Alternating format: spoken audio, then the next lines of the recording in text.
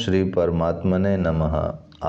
अध्याय काजी की शरणागति। आगे काजी ने कुछ लज्जित होकर विनीत भाव से प्रेम के स्वर में कहा, मेरा सौभाग्य जो आप मेरे घर पर पधारे।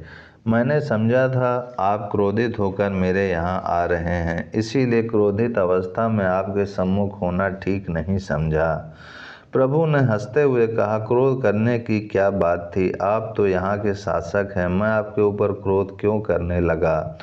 यह बात हम पहले ही बता चुके हैं कि सची देवी के पूज्य पिता तथा महाप्रभु के नाना नीलांबर चक्रवर्ती का घर इसी बेलपुखुरिया मोहल्ले में काजी के पास ही था।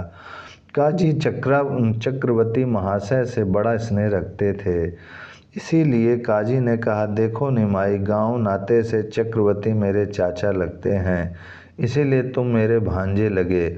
मैं तुम्हारा मामा हूँ। मामा के ऊपर भांजा यदि अकारण क्रोध भी करे तो मामा को सहना पड़ता है। मैं तुम्हारे क्रोध को सह लूँगा, तुम जितना चाहो मेरे ऊपर क्रोध कर लो।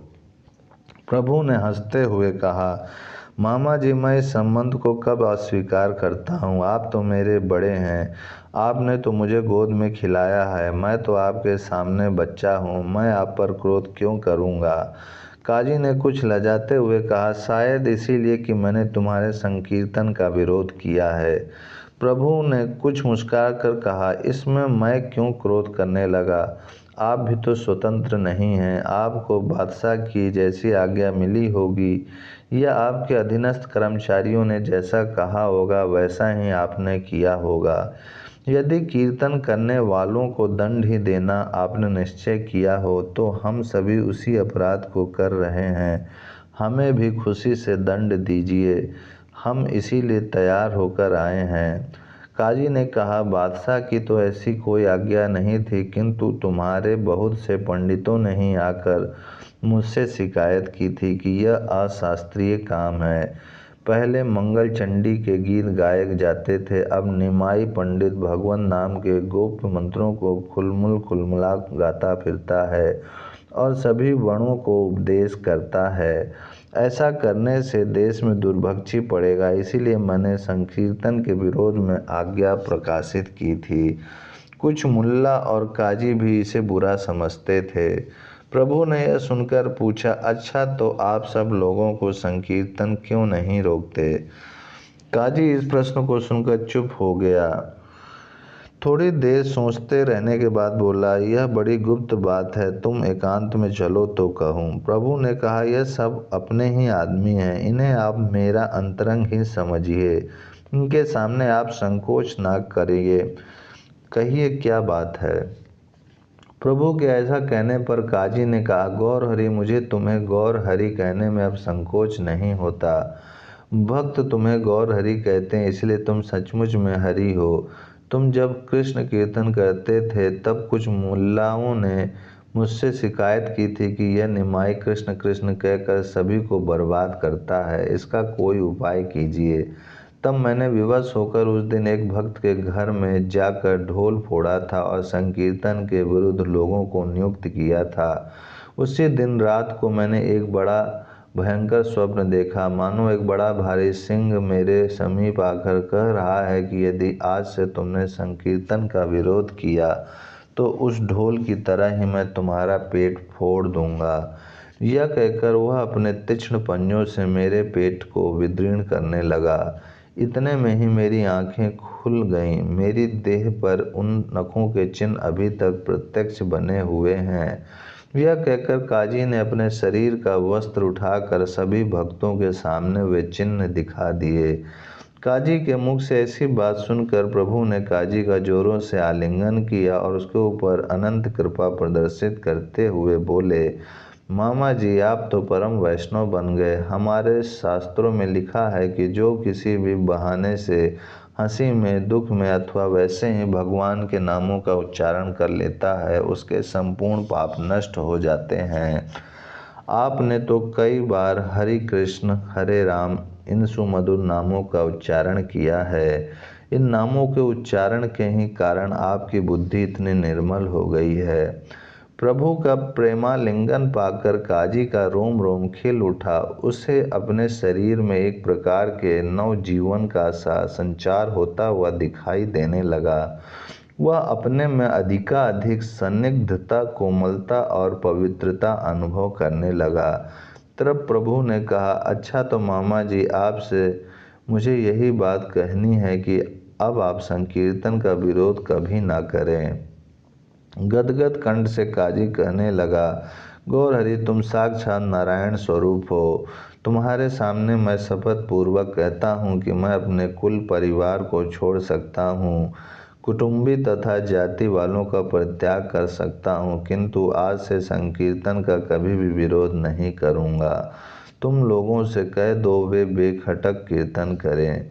काजी की ऐसी बात सुनकर उपस्थित सभी भक्त मारे प्रसन्नता के उछलने लगे। प्रभु ने एक बार फिर काजी को गाढ़लिंगन प्रदान किया और आप भक्तों के सहित फिर उसी प्रकार आगे चलने लगे। प्रभु के पीछे पीछे प्रेम के अश्रु बहाते हुए काजी भी चलने लगा और लोगों के हरि बोल कहने पर वह भी हरि बोल की ऊंच ध्वनि करने लगा।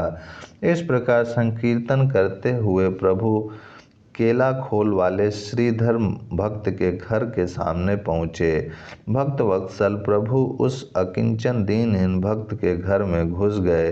गरीब भक्त एक ओर बैठा हुआ भगवान के सुमधुर नामों का उच्च स्वर से गायन कर रहा था।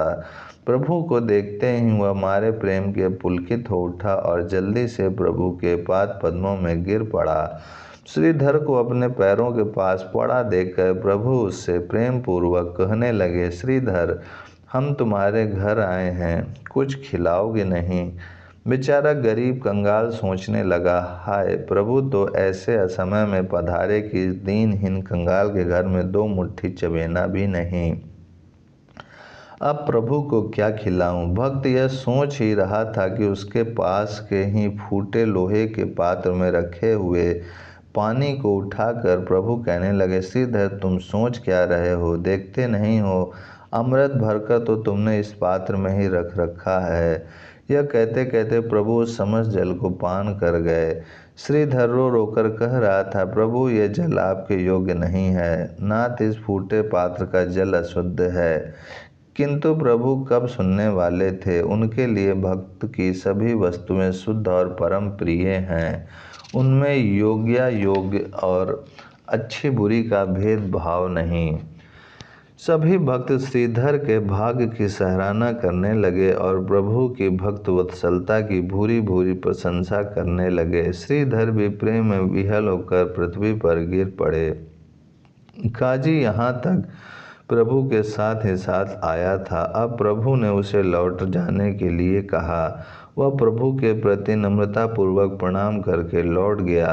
उस दिन से उसने ही नहीं किंतु उसके सभी वंश के लोगों ने संकीर्तन का विरोध करना छोड़ दिया। नवद्वीप में अघावधि चांद खां काजी का वंश विद्यमान है। काजी के वंश के लोग अभी तक श्री कृष्ण संकीर्तन में योगदान देते हैं। बेलपुकर या ब्राह्मण पुकर स्थान में अभी तक चांद खां काजी की समाधि बनी हुई है।